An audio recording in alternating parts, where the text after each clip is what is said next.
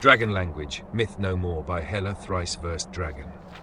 The very word conjures nightmare images of shadowed skies, hideous roaring, and endless fire. Indeed, the dragons were terrifying beasts that were once as numerous as they were deadly. But what most Nords don't realize is that the dragons were in fact not simple, mindless beasts. Indeed, they were a thriving, intelligent culture, one bent on the elimination or enslavement of any non-dragon civilization in the entire world. It therefore stands to reason that the dragons would require a way to communicate with one another, that they would need to speak.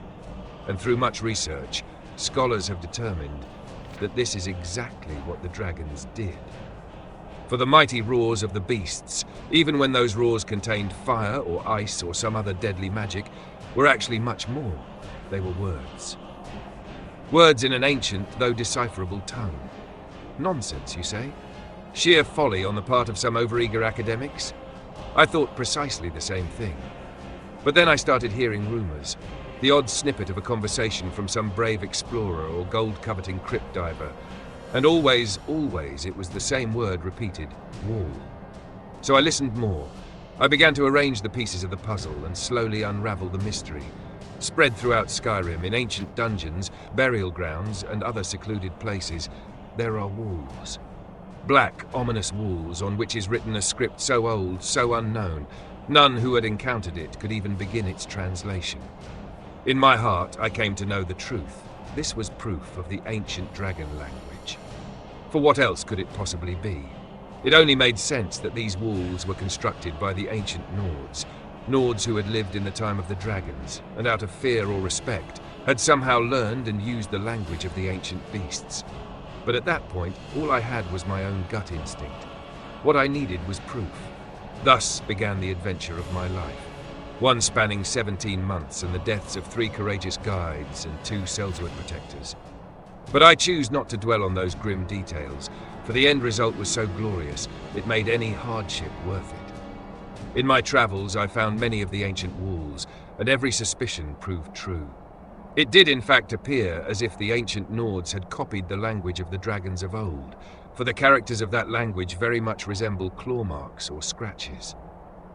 One can almost envision a majestic dragon using his great sharp talons to carve the symbols into the stone itself.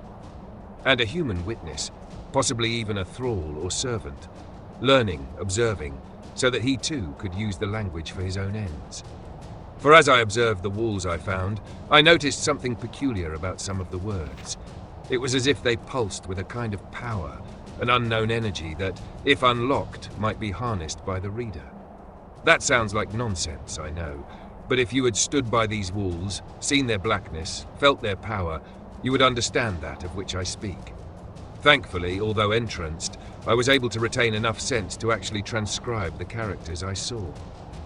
And in doing so, I began to see patterns in the language, patterns that allowed me to decipher what it was I was reading. For example, I transcribed the following passage. Assigning those scratchings to actual Tamrielic language characters, I further translated what I saw into this. Het nok ingnavargaf kodav, wodre ya morono frod do crosis, nus sinon siv dinok ach dukan. Which translates into the Tamrielic as follows. Here lies Yngnavar Ghost Bear, who did seek glory on the battlefield of sorrows, but instead found death and dishonor. Then, in another crypt, I encountered a wall with this transcription.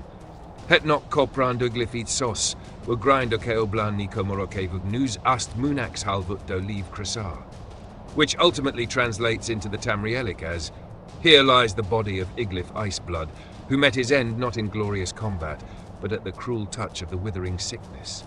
And there you see the pattern. The repeated words, here lies, which could only mean one thing.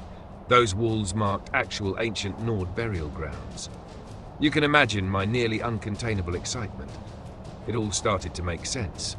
The ancient Nords used the dragon language for these walls for very specific reasons. One of them was obviously to mark the grave of some important figure. But what else? Were they all graves, or did they serve other purposes as well? I set off to find out, and was well rewarded for my efforts.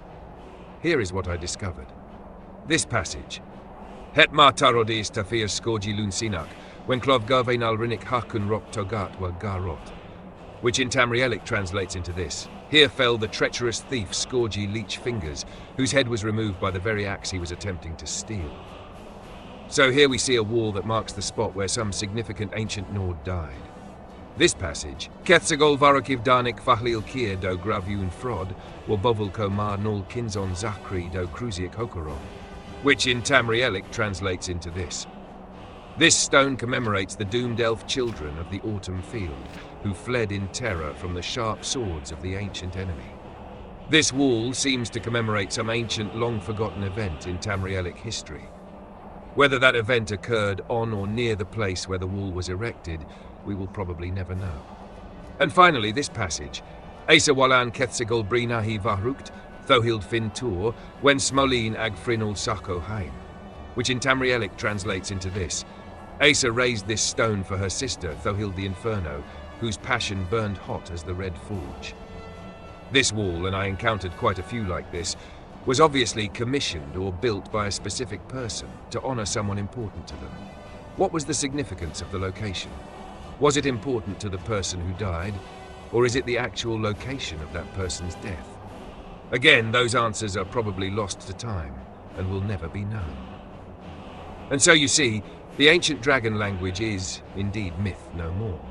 It existed, but better yet, it still exists, and probably will until the end of time, thanks to the ancient Nords and their construction of these many word walls. But don't take my word for it, for the walls are there for the discovering, though, in Skyrim's dangerous, secret places. They serve as a bridge between the realm of the ancient Nords and our own. The dragons may never return to our world, but now we can return to theirs. And someday, we may even unlock the strange, unknown power hidden in their words.